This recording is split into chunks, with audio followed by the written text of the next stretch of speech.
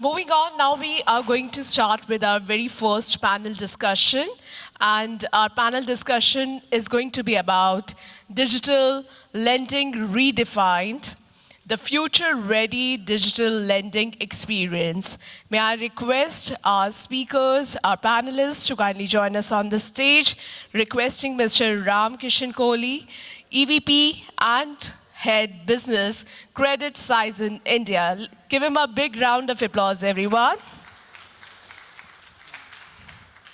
Requesting Mr. PARAMTOSH Singh, DGM and Branch Head, State Bank of India, to please join us. May I now request Chanchal Chakraborty, National Head, Digital Lending Partnership, Utkarsh Small Finance Bank. It's my honor to invite Mr. Atul Garg, Head IT and CTO from SIDBI, to please join the panel. Can we have a big round of applause? Thank you. Requesting Mr. Irem Sayeed, CRO, UGRO Capital.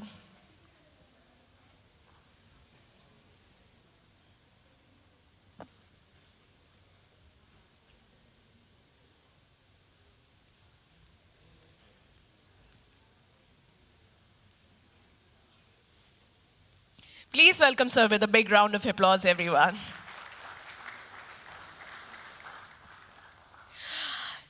Requesting Mr. Vijay Haswani, co-founder and head risk from Navadhan. And ladies and gentlemen, it's now time to call upon our moderator on the stage, Mr. Rohan S. Sharma, Director, Financial Services from Lead Squared. Heartiest welcome. And may I request Mr. Rohan S. Sharma to kindly take the session forward.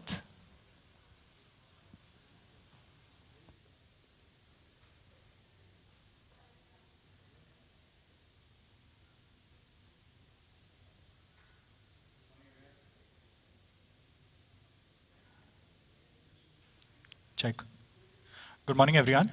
Thank you so much for being a part of today's session. So, over the last decade, lending has undergone a massive transformation. What started as digitizing forms and automating workflows has now evolved into something much bigger. A fundamental rethinking of how credit is discovered, assessed, delivered, and monitored. But here's the paradox, all right? Even though most institutions today have invested heavily in digital platforms, many credit journeys are still fragmented. Borrowers experience speed in some places, friction in others, and internally, credit, risk, sales, and operations often operate on different systems, different data, and different timelines.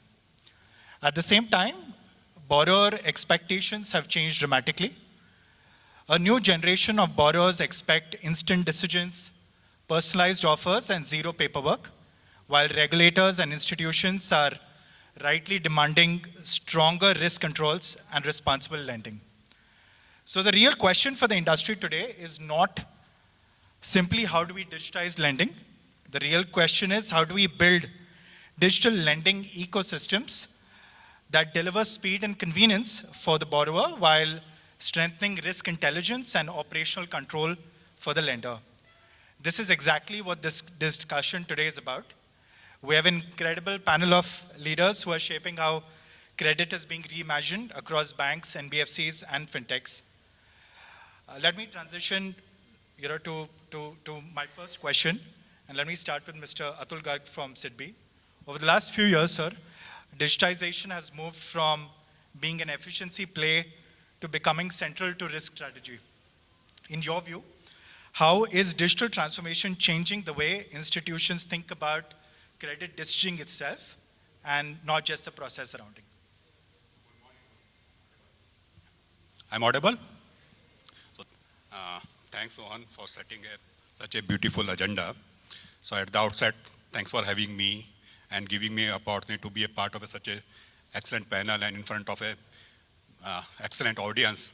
Pleasure to the eyes and music to the ear. So you are right, actually. If you see when we started this particular itinerary, at that time, digitalization is more related to the process optimization. Now, if you see, digitalization became a core component of the risk posture or risk assessment. I just hark back to the 10 to 15 years ago. So at that time, if the credit process was more a one-time kind of things are there. Once we approved. Later on, at the mercy of the God, you know, I'm sorry, I'm using such words.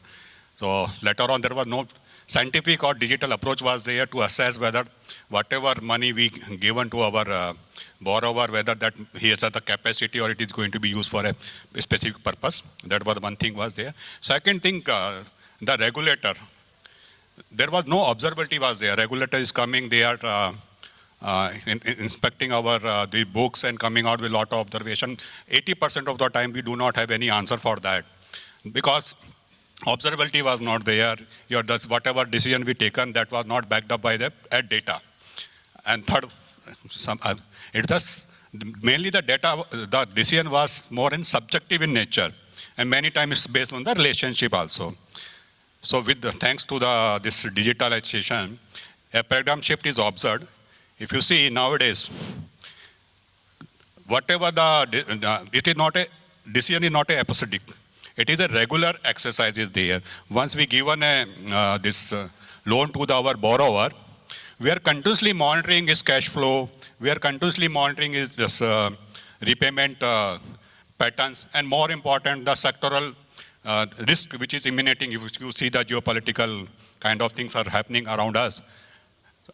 And it can be, I will say, a very big risk, which can be, with this data, we can have alerts and we can nip into the bird itself. That is the one thing is there. So the second part is that now the end-to-end transparency and observability is there. Whatever the decision we are taking, that is based on the data. There is a scientific methodology is behind that. And if any day we want to validate this particular decision has been taken based on what are the parameters are there, where any infringing are there from our policy or whether the risk posture has been compromised or not. Everything can be established and it is open to all kind of scrutiny. That is the second advantage is there. And third thing, a very simple example is there. If you want to speed the car, what is your more comfortable factor? The comfortable factor, as per my understanding, even though I cannot drive the car, is a brake. Right? If brake is not there, we cannot, speed the car. So that brake in terms of your risk posture, which has been powered by the data and which is going to further accentuate or giving a best benefit of our investment in terms of the AI. Modelings are there. It indicates these are the risk factors are there. These are your parameters are there. Based on that, the credit decision has been taken. And another thing that these are the connected words. So whatever you are doing, I think everybody say as they come out from the mall, immediately they will get some kind of SMS. You can go to this kind of offerings are there. So these are the connected words are there. So all the data is we are collecting and that will churn and arranged by the AI engine to get such kind of results. So a paradigm shift has been observed in this. Chanchal sir, can we have your perspective on this as well? So, when it comes to credit decision making with digitization, of course, there is fair amount of shift, but it's a mixed bag situation right now. And I'll give you a reality check here.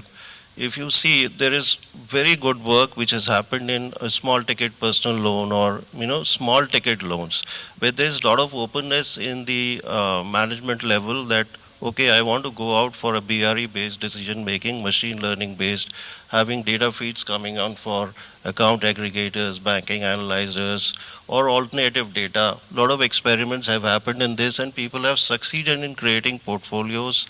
Large scale, people have been able to penetrate into geographies, rural geographies, and bring in a lot of financial inclusion as well. So when it comes to digitization, the way I see it, the small ticket personal loan, or those kind of products, where the ticket size is lower, there is a lot of openness in management in going forward based on BRE-based autonomous decision making. And of course, this will get further reshaped with artificial intelligence coming in and with capabilities to develop patterns and identify patterns rather, and take decisions and create granular products offerings for customers. So that's the way it is. But when it comes to when we look into little higher ticket size products, that is where I see, for example, if you see unsecured business loans, similar kind of efforts or similar kind of experiments have not really panned out that good. So there is the moment you say, okay, I want to extend a 25 lakh or a 35 lakh or take an exposure of ₹1 crore on someone, this is not exactly the way we think that, okay, digitization is coming more as an assistance. You bring in data feeds from all kinds of sources. Government has facilitated so much, account aggregators, and alternative data availability is so high. Digital footprints for customers, organizations, MSMEs are available. But the moment you step into a higher ticket size, there is always a risk factor coming in, and people want to have an underwriter, experienced underwriter, evaluating such credit proposals, having data feeds, analytics coming in, and so people are building a hybrid model out of it. Interestingly, if I look into I'll give some more inputs on this. The moment you analyze these organizations who have come up and created very good portfolios in the last 4-5 years, the loss percentages, even in small ticket loans, are in the range of 8%, 9%. Interest rates are on a higher side, 32, 33, 34. APRs on the higher side, because you have to manage this kind of risk. Interesting observation is that these organizations have also gone ahead and created a lot of foot on street for collections. So it's a hybrid model which is evolving, and the way I see it, as these losses and the learnings which evolve out of these experiments, you will see, I won't say experiments, the risk model which have been evolved through machine learning, and the efficiencies will improve, and the loss percentage, as they come down below 5%, that is where I see a very big change happening, maybe a couple of years down the line. I see a very big change happening. You've seen investors, these organizations have been fintechs and NBFC lenders, and even banks are now understanding that. So they have been able to mobilize equity investments. Some of them are stepping into IPOs. And apart from, just looking at salaried class, people have been able to experiment with self-employed segment as well in small ticket loans based on alternate data, machine learning, and decisions are being taken fast.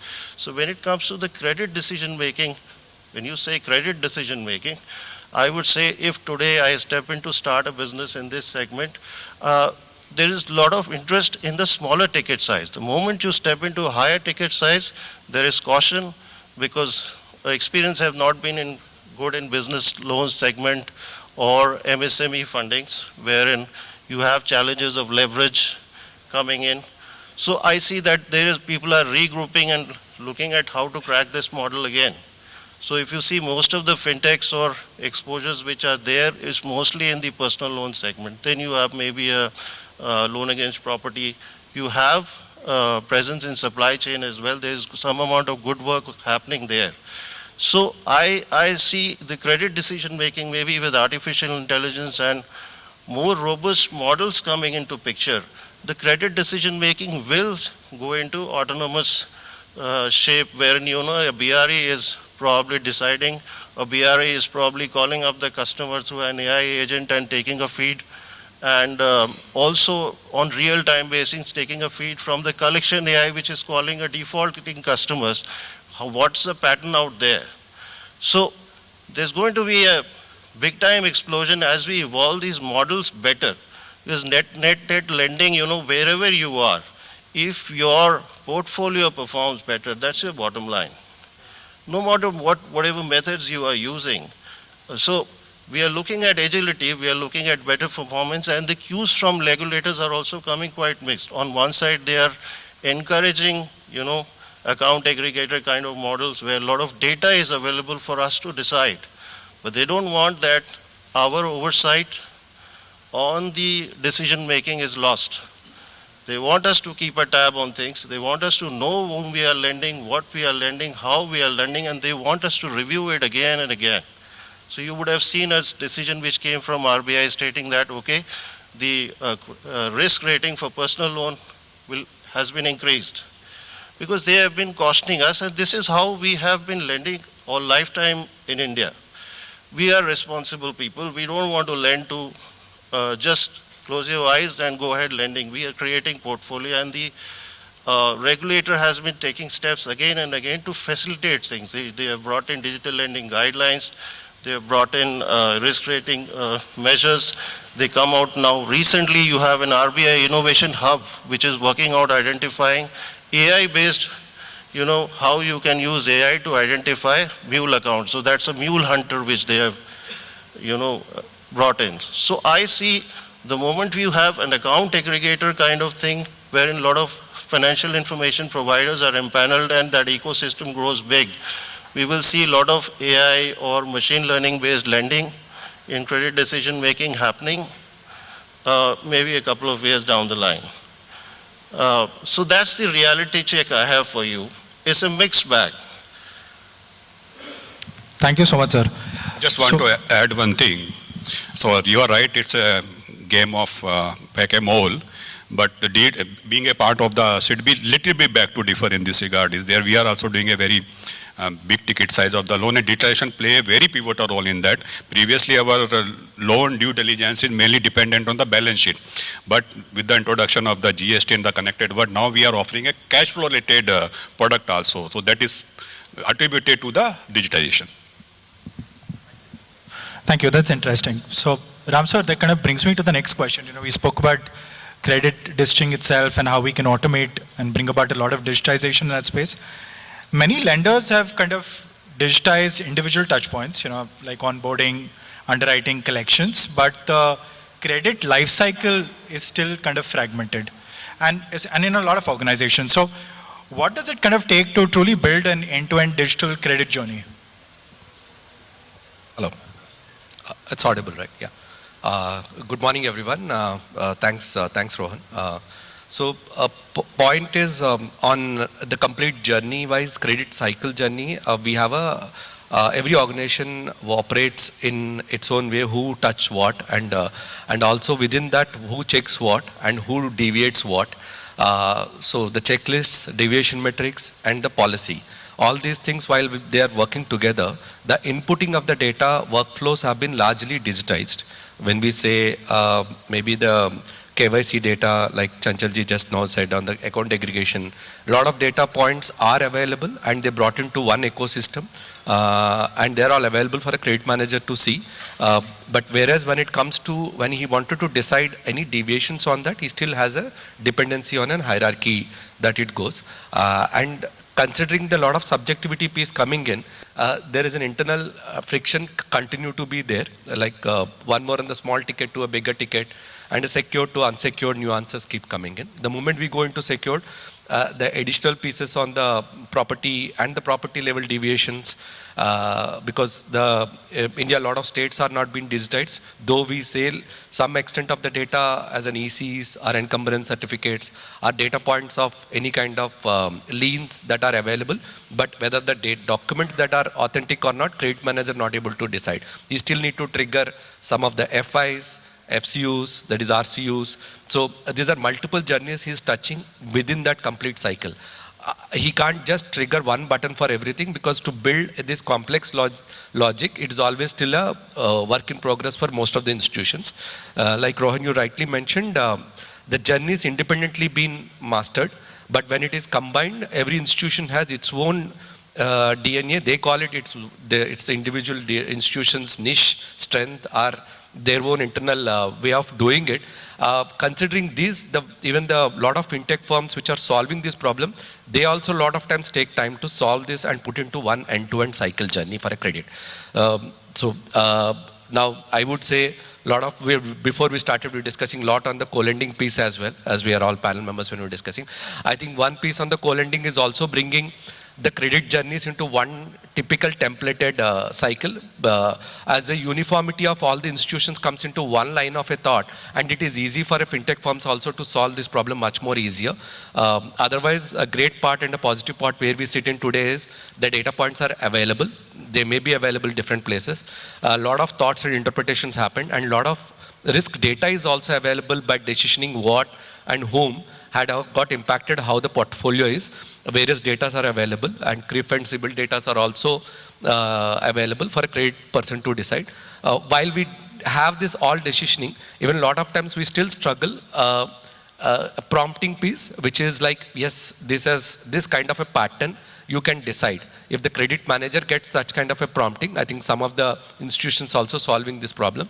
And it would help even a faster decision making for the credit person, and the total cycle can be shortened. Thank you.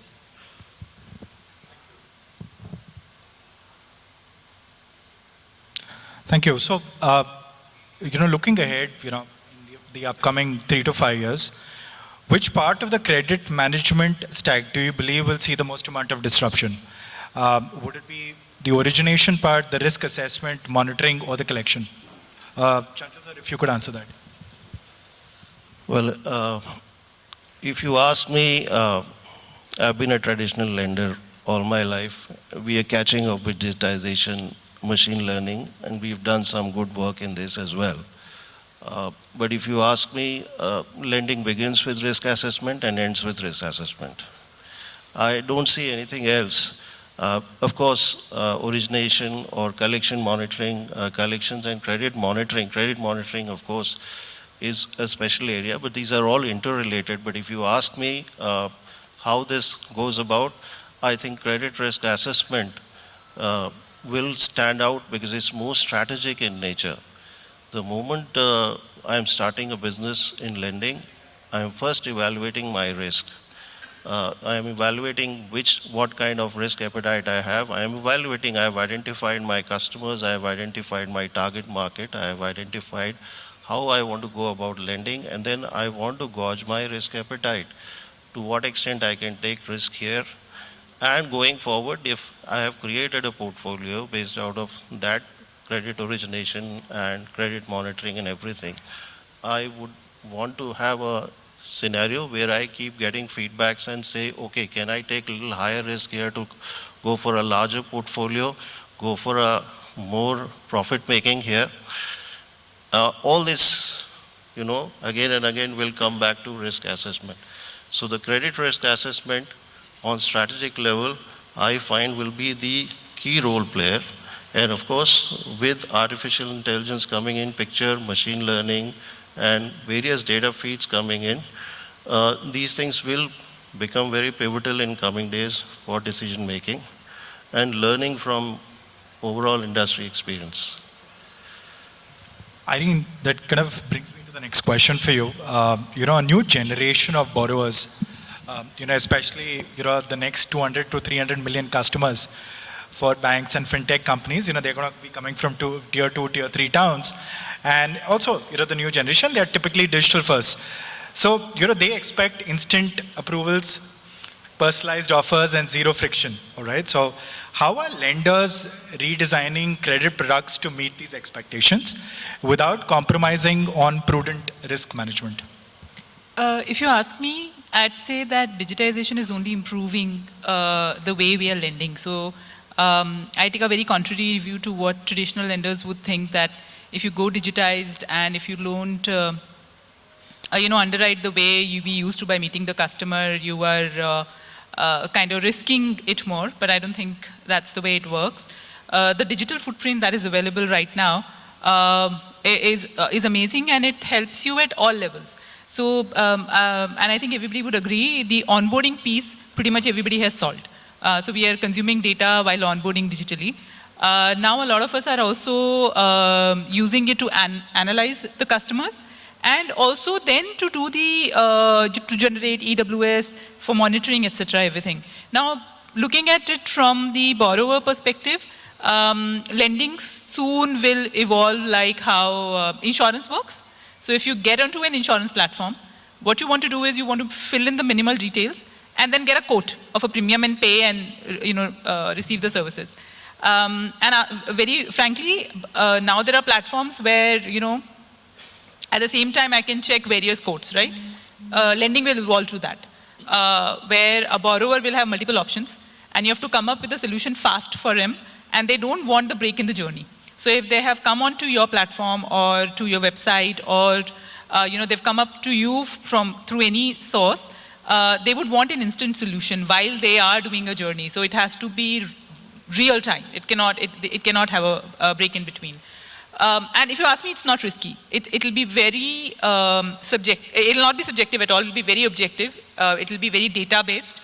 And you have now so much of data available digitally. So it was earlier only bank statements or financial statements or only GST returns, but now you have so many other things. You have the repayment patterns, you have the expenditure patterns, you have the saving habits, the investment habits of a customer that you can consume, and you can decide whether you want to lend or not. Yeah. Thank you. Sir, your perspective on this? So ma'am has covered most of the things. Actually, you hit the head of the nail. In this nip and tuck environment, the expectation of the Gen Z is impossible to match. I am not Gen Z, I am cross 50. So the mindset is like that. So one thing is that not only the Gen Z, the entire gamut or that entire diapason of our customer, they want a friction-free. They want this flick of the finger kind of journey, and everything is on this 3x6, whatever, I think, integral part of our body. Later on, organ donation is also going to be included in that design.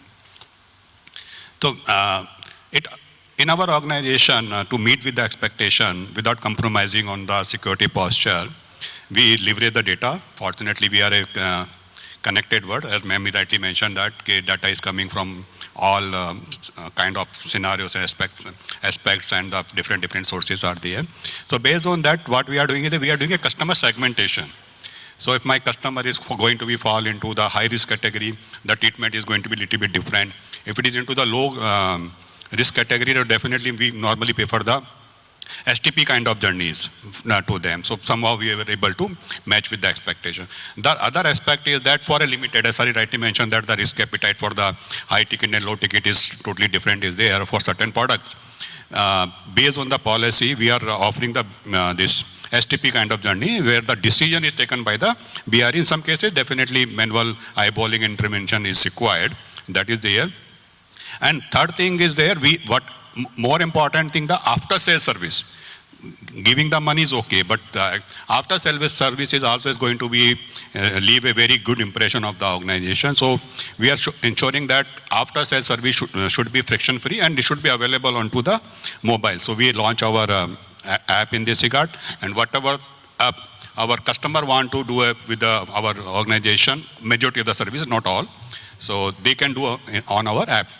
All this thing is done without compromising onto the security posture, because security posture is coming with a new dimension. More data are there, more analytics are there, more models are there. So we revamp or recalibrated our product and services in that manner. So again, I'm quoting the same example. Without brake, you cannot speed. So brake is there, so we can speed.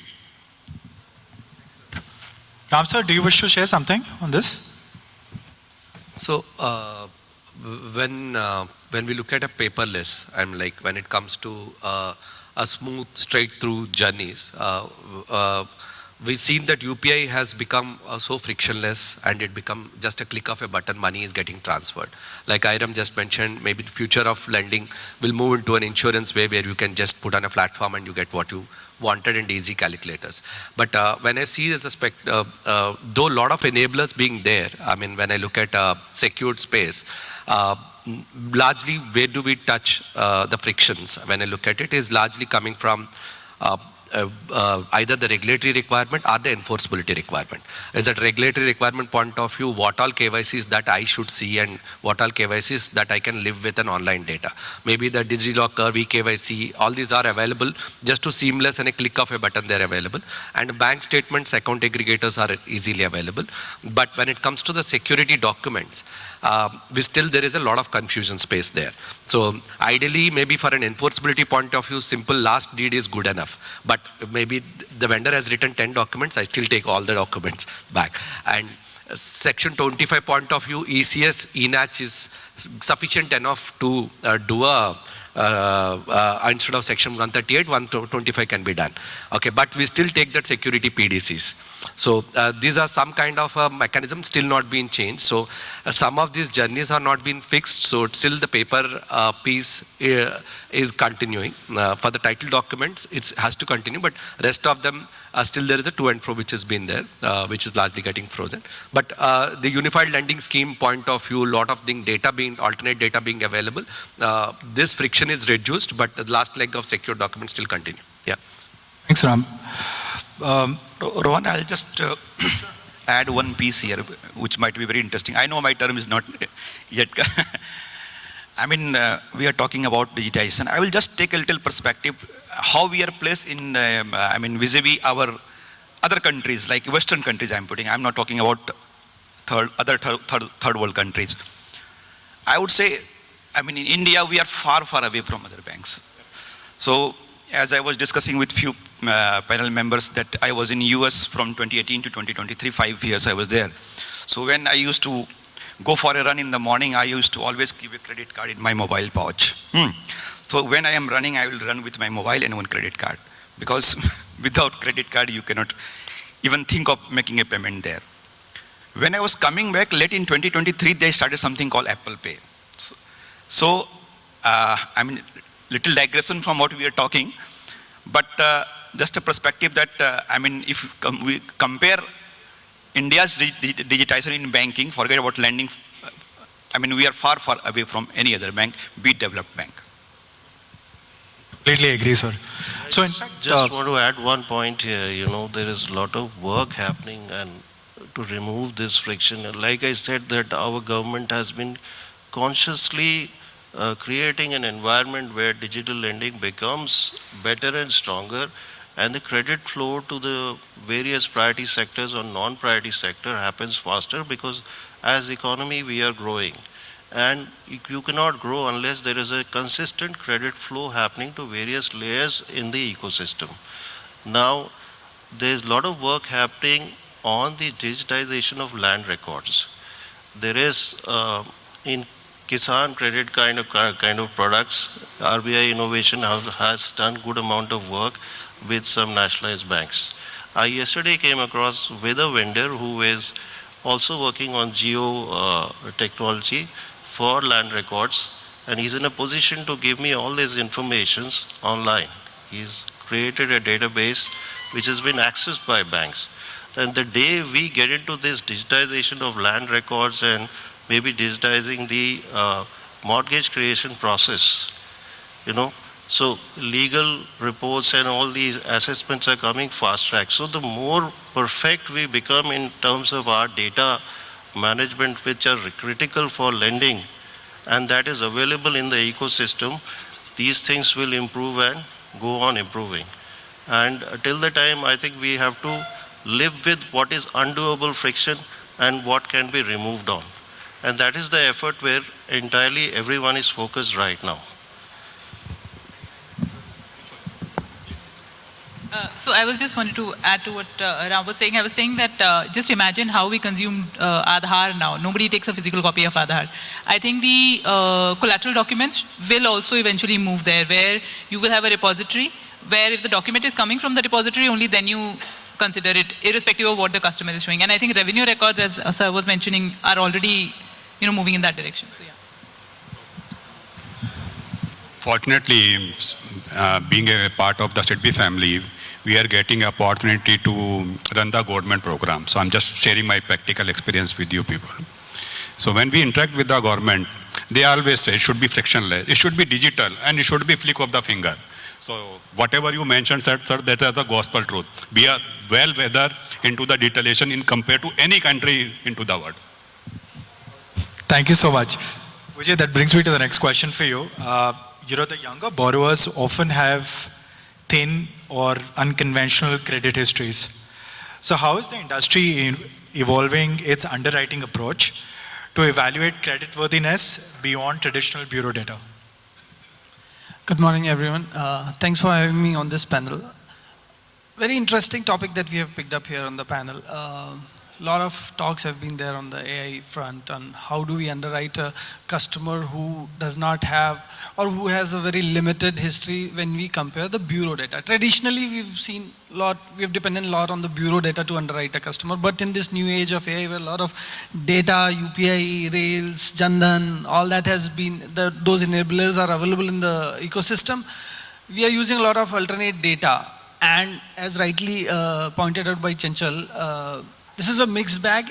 Some sectors we have been able to identify it very clearly. For example, payday loans or salary loans or salaried segment, we've been able to have a lot of data to understand the credit discipline, even if there is no past credit behavior, but we have some data points to understand his credit discipline. For example, if you take his consent and pass his SMS, you know what kind of incomes he's getting, what kind of discipline he's got in terms of making utility bill payments, recurring payments, savings, investments. So you get to know a lot of insights about his income stability, his vulnerability, expense volatility and all that, and you can underwrite using those data points. Plus, if you are making your app reside on his device, you get a lot of data, metadata from his device, whether is he engaged, what kind of apps he's got on his mobile, whether he's engaged in real money gaming, whether he's engaged in betting.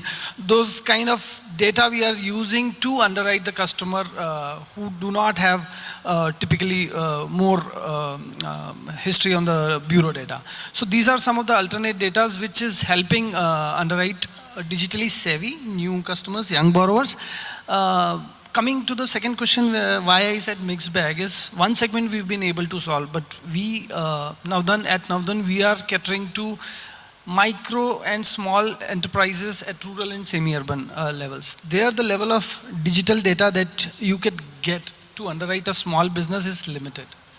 There we have to see a lot of alternate data coming in to underwrite. For example, in our use case, what do is we underwrite the customers seeing how has been their asset acquisition pattern over the past few years. If a household, if a borrower is generating sufficient surplus, he would create certain assets, right? Or his standard of living would improve. Now, coming to what Ram also said and Irem said, that if we are able to digitize a lot of this side of information, that what all the assets that are getting created in the economy, be it the collateral, the land, the building, any asset that are purchasing, be it a tractor, be it a vehicle, be it any kind of asset, if you are able to assess this data, then there is more use case for these informal segment underwriting. I think we are a few years away from that, and we are in the right direction. We should be there. That would help underwrite these kind of profiles. Irem, you want to share something on this? So we at UGRO have already moved to what we call embedded finance or embedded lending, where these borrowers need not have the traditional repayment data or traditional credit history. So that catch-22 situation that we used to deal with about 10 years ago, where we used to say that you need repayment history to get credit, and without credit you cannot have repayment history. So that problem is largely solved now, because you're not only relying on repayment histories, you are relying on other kind of histories that customer is building, on the discipline in UPI payments, frequency of UPI payments, volumes of UPI payments. And you're not customer dependent to get this data. You get this data directly from source. With customer consent, you can get it from source. It is genuine data, and you just have you need the capability to analyze it. And as Vijay has also said, there are so many other things, your utility payments, the asset creation that you're doing, and all of this is digitally available. The customer doesn't have to upload any document. They only have to allow access to it. You can consume it, and you can decide, and instantly, real time, with your BREs at backend working in real time, and give a decision to the customer. That kind of brings me to the next question for both of you. As lending becomes increasingly digital first, how can institutions balance speed, convenience, and responsible lending, especially when serving first-time borrowers? Sure. So we call it a digital lending paradox sometimes, saying that speed, you have to balance speed and prudence both. you cannot compromise prudence because of speed. So you have to have your internal guardrails functioning at the same time while you're working on the speed aspect of it. So AI is helping you on the first aspect where you get onto the speed, frictionless user experience on the front end, because you get a lot of data from different sources just by submitting a few data points, parameters about a person. For example, you share his mobile number or share his some KYC ID, and you get a lot of information from a lot of data sources, and you can underwrite the customer. So that AI aspect or data automation aspect reduces the friction. But at the same time, you have to think about the guardrails, the policies, internal policies, RBI guidelines, keeping that into mind while marrying the two. Now, what can we do is basically you have, if I talk on the tech side, you have a architectured layered architecture to solve this. So basically 4 stages. First, you get a lot of data, you do data ingestion, data automation, and take out features out of it by using a lot of data sources. Then you have a predictive score out of that data. Then a lot of your AI will help you give this predictive scores. Machine learning models will give you predictive scores. We have seen examples where ROC-AUC curve gives a score of more than 0.95. A lot of effective models are working there. Then third stage is you put in your guardrails. That even though the AI model or this ML model is showing that this is a less risky customer, is my internal policy allowing this, not allowing this? You should not allow the AI to overwrite your internal guidelines and internal frameworks, policies, income ratios, debt FOIR and all those factors. So you need to have a layer above that which protects you. And as we've said, RBI doesn't like black box kind of approach. It has to be explainable. So that is the 4th point, where whatever decisions you are taking has to have that auditability and explainability factor out of it.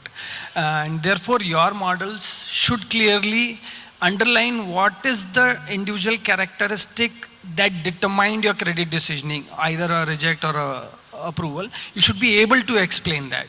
If you are taking care of these 4 aspects of data, analyzing the data, doing a predictive scoring, and then applying your guardrails, and then being able to explain what have you done, why have you done, that should solve the problem. Irem, do you want to share something? Actually, I echo what Vijay had said. And same thing, that you build a model which removes subjectivity and increases speed or delivers faster TAT. On top of that, you build a BRE, which is your policy, your compliance, your checkpoints, which then filters the case further, and then it comes into your ecosystem. If you have both of these things in place, you ensure that you are delivering TAT, that you are giving decisions real time. But on the other side also, you are not being just relying on AI or ML for doing your underwriting. You have your own policies in place. You have your own checks in place. And in addition to that, then you have continuous monitoring also.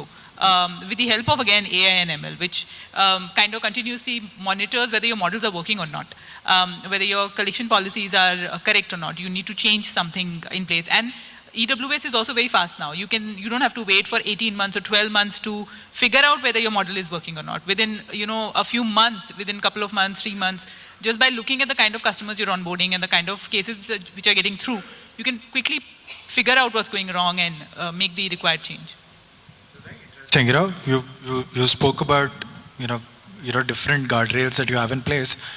So I'm assuming you're leveraging on both deterministic as well as probabilistic vectors to kind of determine whether we should probably give a loan to a first-time borrower or no. Very interesting. So many institutions have invested heavily in digital lending platforms, and in your experience, Vijay, what distinguishes a truly scalable digital lending platform from one that simply digitizes paperwork? Very interesting. So you see a lot of players claiming that we are using AI today, but actually they are automating the processes. A lot of them are just digitizing the process. So the data collection work is kind of automated. But a truly scalable, fully digital model would have automation at all levels of credit decisioning. All the entire credit life cycle, you use a lot of automation and digitization there. For example, onboarding, as Irem said, is largely settled on the industry level. Now it is pretty standard.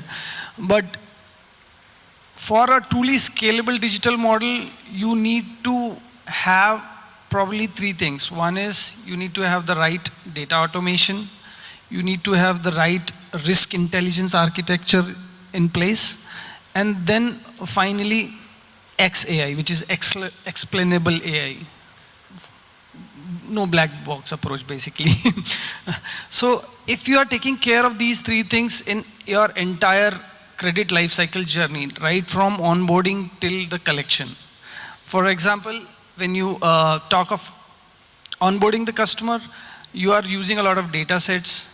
As we all have, a lot of alternate data and digital footprints are available, including bureau data, timing of payments, utility bill payments, UPI rails, UPI payment, transaction history. So that gives you a lot of understanding on how much is the income stability, how much is the expense volatility, how much is the repayment reliability. Now, you can address all these 3 points through data. And AI plays a lot of importance here because you build models where you can handle hundreds and thousands of variables and define your own models. And today, with the help of AI, these are self-learning models. As Irem said, there's a constant learning. You can monitor the output and take corrective actions. And agents today are self-learning. The output that has come out, they can take it in input from that and do their own modeling there.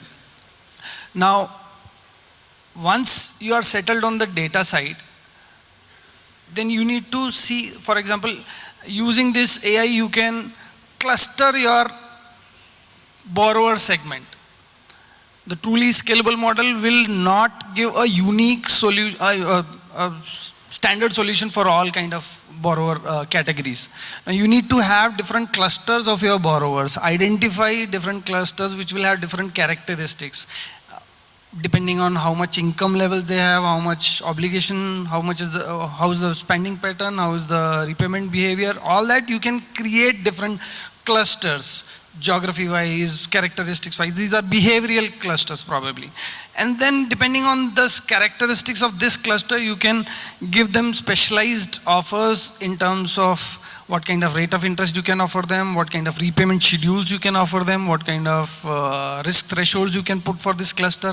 So AI truly digital model will let you play with these and have a lot of flexibility and not have a one standard approach for all kind of borrowers.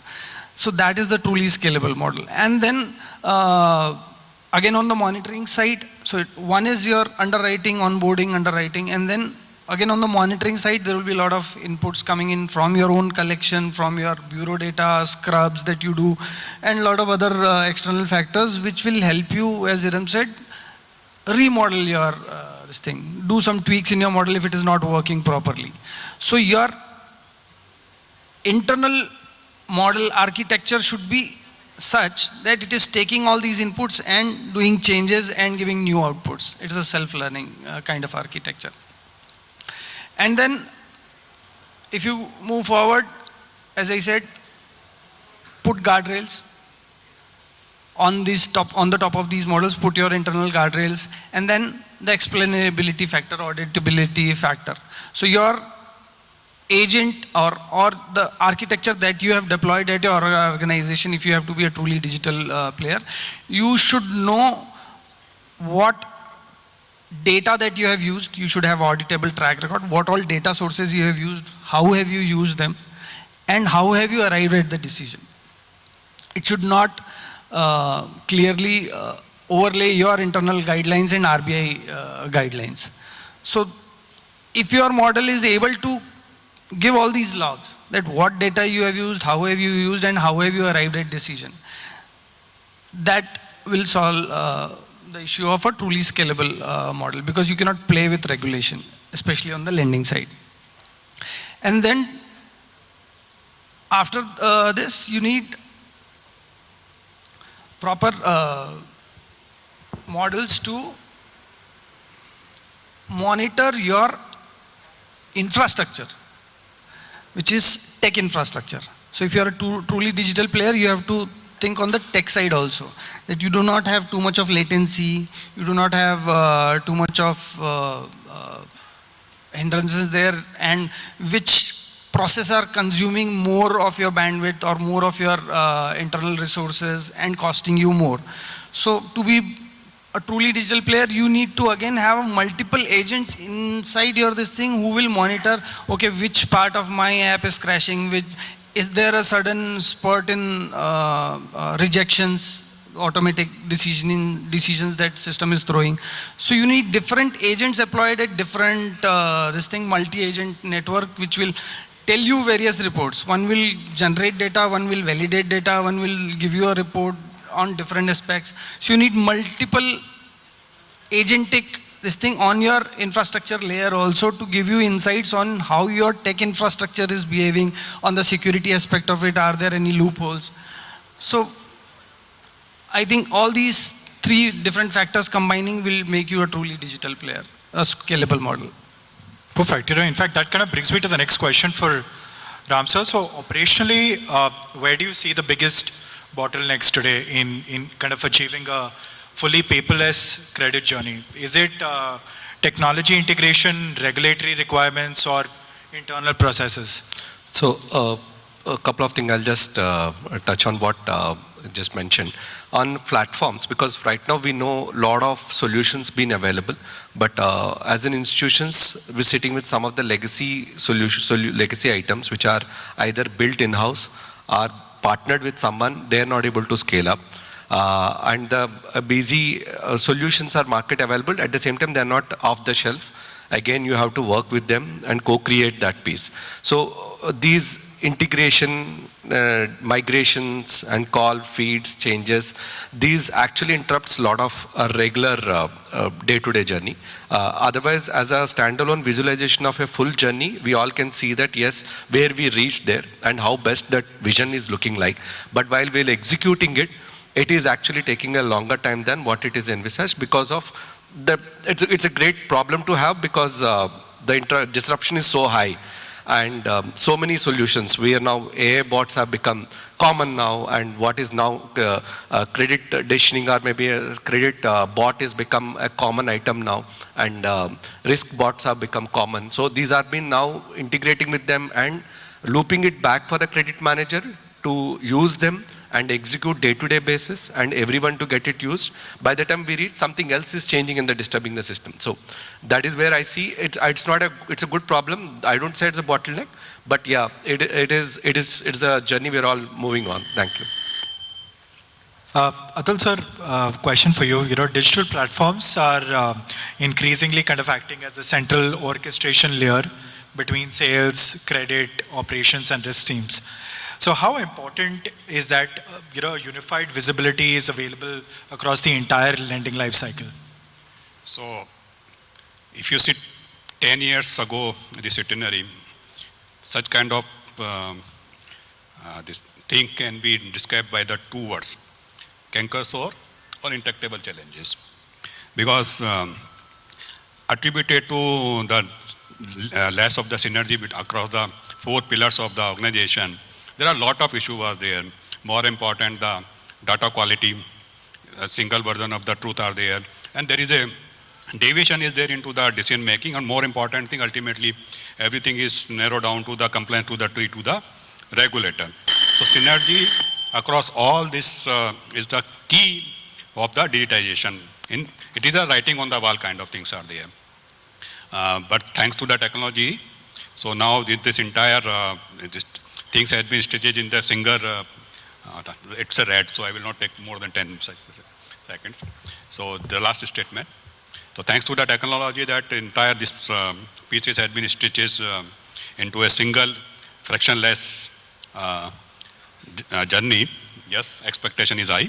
It cannot be frictionless based on the risk appetite and the kind of ticket we have.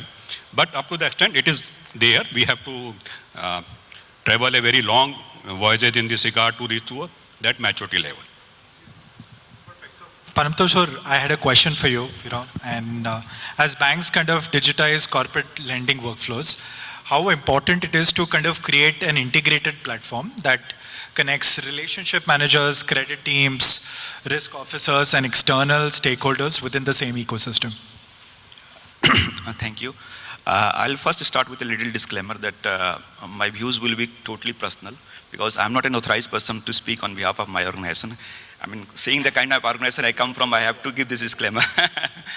So see, corporate banking is a different ballgame altogether. I mean, you can adopt digitization and you can adopt artificial intelligence in a much easier way, and you can scale it up more in retail assets, retail lending side. But when it comes to corporate banking, nuances are totally different. I mean, the kind of money is involved. I'm not talking about 1 crore, 2 crore or 5 crore loan. I'm talking about, because up to 5 crores also we call it retail loans. I'm talking about loans of 100 crores, 1,000 crore, 10,000 crores, even beyond that as well. So yes, but digitization has certainly helped. I mean, there was a time when I had joined bank some 24 years back. I mean, we used to underwrite 2 credit proposals of the same sector, same trader, same quality, but we used to come with, I mean, our benchmarks were totally different. They were operating in the same market because we were working in silos. We didn't have access of large data sets, automation, the kind of insights we have that, which we have today. Now, talking about integration, it is, I mean, we cannot live without integration, because you have many players are there, credit underwriters are there, valuers are there, legal experts are there, legal counsels are there, valuers are there, engineers are there. So yes, there should be one platform where all the ecosystem players can come together, and it can, automate the process. It can bring agility, it can bring speed, it can bring a lot better risk management. And see, corporate banking, I am including your project loan as well. I mean, it has 2 parts, like pre-sanction and post-sanction. Now, pre-sanction, in good old days, it used to take, I mean, when we are underwriting a project of 100 crores, it used to take good 6 months time. Now it is not taking much. Why? Because we have automated our processes. End-to-end credit cycle journey is automated and built in one single platform. So we have been able to cut time, we have been able to turn around things on time, only because we have technology in place and we have adopted that technology.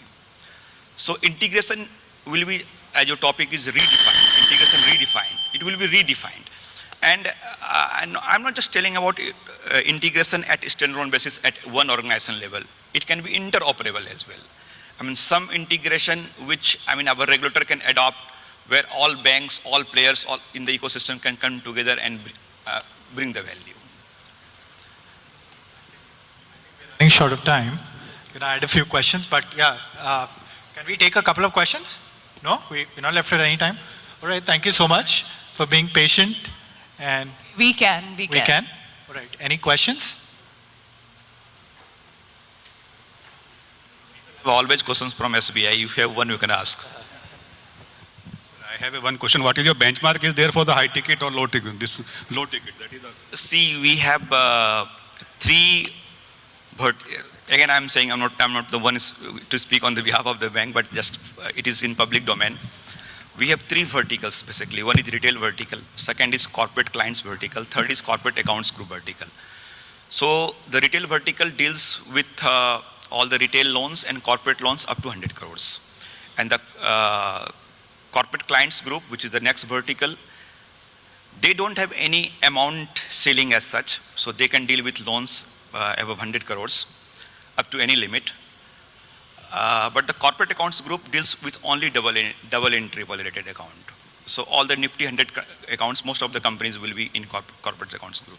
So ticket size differs from vertical to vertical.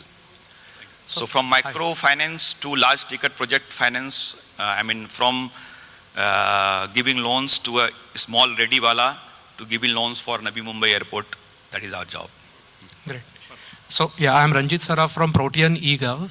So I have two questions mainly. So first is, given that we are talking about a digital lending experience, how much is the account aggregator ecosystem being leveraged at all the various kind of lending services that there are? And secondly, with Sarsi's 𝐶KYC registry opening up and allowing data for customer onboarding as well. So from a compliance point of view or a frictionless onboarding experience point of view, how is the industry looking at it? These two questions. So first, the account aggregator piece. I think everybody is consuming banking now through account aggregator, but I'll qualify it by saying that it works more for personal loans or for salaried loans. For SMEs, still a long way to go. Most of the businessmen are not really operating their own accounts, so they're dependent on their CAs, etc. And also, the problem of multiple bank account is still not sorted. So we were just attending few days back a workshop where we have requested how it can change from, allowing one single consent to access all accounts, also linking all accounts to PAN. So I think in next 12 months, you'll see a lot of change happening there. On the other side, you were asking about the onboarding experience of the customers, is it? Is that the... Again, 𝐶KYC, etc. has come a long way on both sides, on the customer experience side also as well as the lender side, where it is quite transparent. In fact, the similar transparency we want to bring in the AA model as well. So when your 𝐶KYC is pulled, I think all of you know, you get a message that somebody is using it, which doesn't happen when you use an AA model. So 𝐶KYC has come a long way. Also the charge creation piece on property has evolved a lot. Earlier, I remember we used to search on Sarsi by property address. And if there's a comma or last bit is missing, you will never be able to find the property there. But now you've started searching it with PAN. So yeah, it is evolving.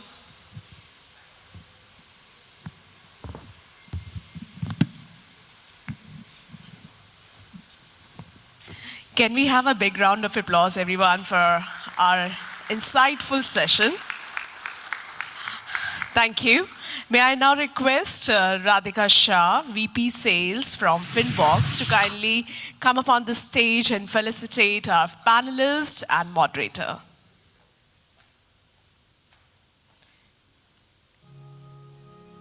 Let's give her a big round of applause, everyone. Welcome her. May I request you to kindly felicitate Mr. Kishan Kolli, EVP and Head Business, Credit Saison, India. Requesting you to kindly felicitate Mr. PARAMTOSH Singh, DGM and Branch Head, State Bank of India. Next, may I request you to felicitate Mr. Chanchal Chakraborty, National Head, Digital Lending Partnership, Utkarsh Small Finance Bank. Next, Mr. Atul Garg, Head IT and CTO, SIDBI.